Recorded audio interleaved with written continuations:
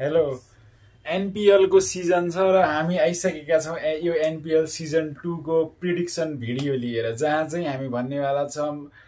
Run सबभन्दा धेरै कसले गराउँछ विकेट कसले लिन्छ को क्वालिफाई हुन्छ आज सब त्यो नाली बेली खुल्नेवाला छ र सुरु मसँग अहिले छन् अन्डर 19 खेलाडी युवराज खत्रीसँग युवराज खत्री कर्णाली एक्सको युवराज खत्रीसित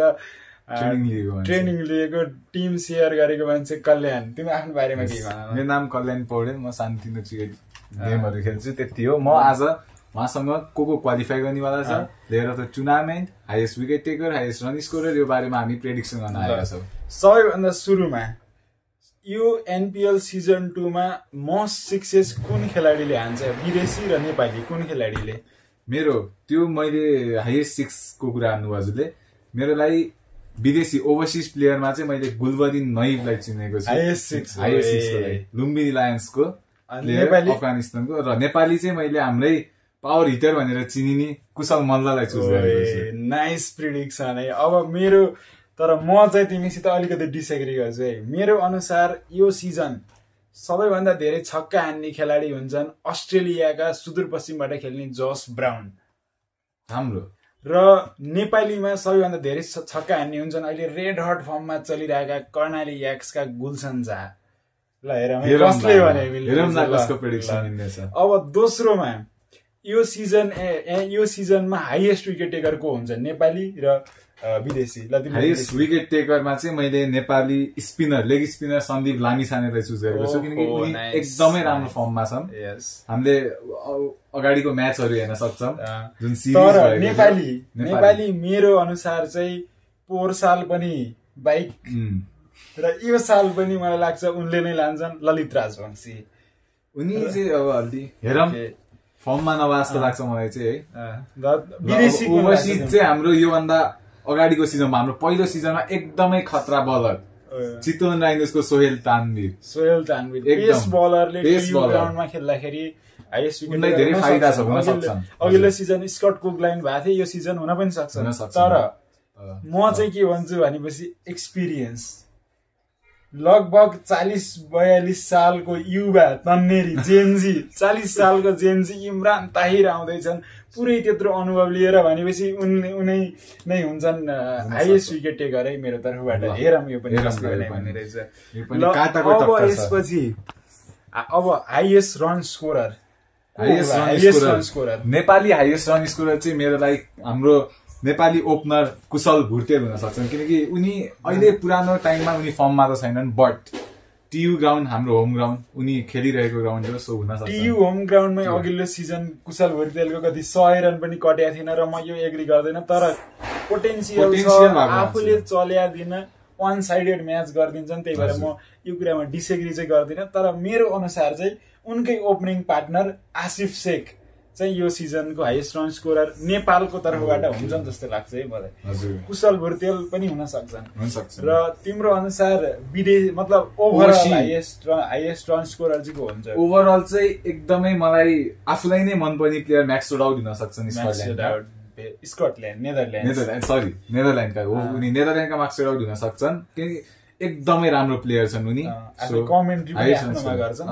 हुन सक्छ मलाई पनि म्याक्स आउट मन चाहिँ पर्छ तर म अहिले नेपालको युएसए सँगको सिरिजमा हेरेदेखि नेपाल एउटा प्लेयर मिलिन्द कुमार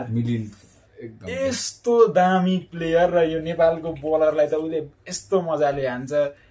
धेरै टेक्निकलमा केही कमी चाहिँ मैले देखेन र त्यो मिलिन्द कुमार हुन्छ जस्तो लाग्छ मलाई मिलिन्द कुमारलाई हेर्न चाहिँ म एकदमै एक्साइटेड छु धेरै नै र अब नेपालको तर्फबाट यो एनपिएलले गर्ने भने चाहिँ नयाँ नेपाली प्लेयरलाई चान्स दिने हो त्यो नयाँ नेपाली प्लेयर जुन चाहिँ राष्ट्रिय टिममा नपरेको नेपाली प्लेयरको बेस्ट पर्फर्मेन्स दिनेवाला नेपाली प्लेयर चाहिँ को हुन्छ तिम्रो अनुसार युवराज नेसनल टिम मतलब नेसनल लगातार नेसनल स्किममा नभएको मान्छे त्यो त मेरो लागि युवराज खत्री मैले उसलाई नजिकबाट पनि देखेको छु एकदमै पोटेन्सियल भएको मान्छे युवराज खत्री है लेग स्पिनर हुने नि राइट ह्यान्ड लेग स्पिन एकदमै राम्रो पोटेन्सियल उनको फर्ममा पनि छन् उनी लगातार अन्डर 19 गेममा एकदमै राम्रो पर्फर्म गरिरहेका छन् र असमसँगको सिरिजमा त उनले आफ्नो नाम एकदमै ठुलो गरिसकेका छन् सो आई थिंक तर मेरो अनुसार चाहिँ अब नेसनल टिममा पर्नलाई यसो यो एनपिएल सिजन खत्रै गर्नुपर्ने र गर्न सक्लान् कि भन्ने जस्तो लाग्यो। डाक्टर ईशान पाण्डेलाई मैले भन्न चाहे सुदूरपश्चिम एकदमै राम्रो। ल यो चाहिँ अब नेपाली नयाँ अरू प्लेयर पनि आउनुपर्छ, जो आए पनि नेपाली प्लेयरहरूले चाहिँ राम्रो गर्नु पर्यो भन्छु मैले। र अब पोहोर साल 4 जना जनकपुर, सुदूरपश्चिम, चितवन र कर्णाली क्वालिफाई भएका थिए भनेपछि यो साल को चाहिँ 4वटा टिम क्वालिफाई होलान्? यो साल पनि अब टिमहरू हेर्दाखेरि चाहिँ अहिले मेरो लागि सबैभन्दा एकदमै स्ट्रङ टिम मैले फिल गरेको चाहिँ त्यो कर्णाली एक्स रहेको छ। बलिङ अट्याक एकदमै राम्रो छ कर्णाली एक्सको, र ब्याटिङ पनि ओभरसिज प्लेयरहरू हेर्दाखेरि एकदमै राम्रो स्थितिमा छ। सो मेरो लागि 4वटा टिम मध्ये एउटा कर्णाली एक्स यो सिजन पनि क्वालिफाई गर्न सक्छ। र दोस्रोमा छ विराटनगर किङ्स, एकदमै राम्रो टिम बनेको छ अहिलेको यो नयाँ सिजनमा, एकदमै राम्रो राम्रो प्लेयरहरू ल्याएको छ। र तेस्रोमा हाम्रो defending champions Janakpur Bolts Nepali प्लेयरहरूको खानी छ त्यसमा, त एकदमै राम्रो राम्रो नेपाली प्लेयरहरू छन्। सो मेरो लागि त्यो पनि छ। र अर्को टिम रहेको छ मेरो आफ्नो favourite team Lumbini lions. Okay, तिनी 4वटा टिम। तर मेरो अनुसार चाहिँ 4वटा टिम कुन हुन्छन् भन्दाखेरि एउटा चितवन राइनोज, पोहोर साल पनि क्वालिफाई गर्यो, यो साल पनि डेभिड मलान, रवि बोपारा, सोहेल तन्वीर जस्ता प्लेयरहरू र प्लस नेपाली पनि रिजन ढकाल, कुशल मल्लहरू भएको भएर चितवन राइनोजले यो पालि पनि क्वालिफाई गर्ला भन्ने म एउटा त्यो देख्छु। अर्को विराटनगर किङ्स र काठमाडौँ गोर्खाजमा एउटा हुन सक्छ मेरो अनुसार, तर मैले I am choosing Biratnagar kings. Sandeep Lamichhane छन् र योचोटि त अब आइसके, अब विराटनगर किङ्सको बारेमा केही भएन, पूर्वेली सिकारी छ।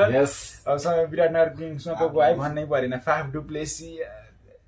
पहिलो पो आउने यो छिटो आओस्, म्याच धेरै नखेला बट डुप्लेसिस जुन म्याच खेल्छ राम्रो खेल्छ। र अर्को छ मेरो लागि जनकपुर बोल्सको रिभ्यू मैले अर्को भिडियोमा पनि गरेको छु, त्यो हेर्न सक्नुहुन्छ, तिमीले पनि भन्यो। यो दुईटा चाहिँ हाम्रो पनि मिल्यो। र अर्को पोहोर सालको फाइनलिस्ट, फाइनलमा हारे एकदम चित्त दुखाइ छ, त्यो यो साल कमब्याक गर्नलाई सुदूरपश्चिम रोयल्स। मेरो नजरमा चाहिँ गाह्रै छ सुदूरपश्चिम रोयललाई, बट सुदूरपश्चिम रोयल्सले योचोटि सुदूरको सान मैदानमा तुफान ल्याइदिन्छ भन्ने म मान्छु। र अब अन्तिम फाइनल,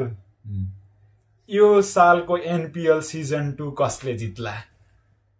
के भन्छौ तिमीले? ल एकदमै गाह्रो प्रश्न छ यो चाहिँ, होइन? के हुन सक्छ, के होला, कसले कस्तो पर्फर्म गर्ला, हामी त्यो केही भन्न सक्दैनौँ। बट जस्ट टिमलाई हेरेर भन्नु पर्दाखेरि चाहिँ मेरो लागि कर्णाली एक्स नै हुनेवाला छ। कर्णाली एक्स स्ट्रङ साइड छ, बलिङमा ब्याटिङमा राम्रो छ एकदमै। योभन्दा अगाडि सिजन पनि राम्रै पर्फर्म गरेको थियो, जस प्ले अफमा क्वालिफाई गरेको थियो। र त्यसको प्लेयर अफ द टुर्नामेन्ट चाहिँ को हुन्छ? प्लेयर अफ द टुर्नामेन्ट चाहिँ गुलसन झा हुन्छन्। ब्याटिङको एकदम राम्रो छ, बलिङ पनि पेस छ, बााउन्स छ, हाइटको एडभान्टेज दिन सक्छन् आफ्नो, त्यही भएर मेरो लागि चाहिँ गुलसन झा। र मेरो अनुसार चाहिँ मैले यो पालिको अघिल्लो सालको फाइनलमा हारेको बदला भनौँ अथवा त्यो पीडा भुलाउँछ र सुदूरपश्चिमले यो पालिको ट्रफी सुदूरपश्चिममा लगेर जान्छ भन्ने कुरामा मलाई त्यो लाग्छ। र यो चोटिको म्यान अफ द टुर्नामेन्ट चाहिँ Dipendra Singh Airee. Batting bowling fielding कति योगदान त ऐरीको त ऐरी फिल्डमा उत्रियो पैसा असुलेरै लैजान्छ। त्यही भएर यो पालिको प्लेयर अफ द टुर्नामेन्ट चाहिँ दिपेन्द्र सिंह ऐरी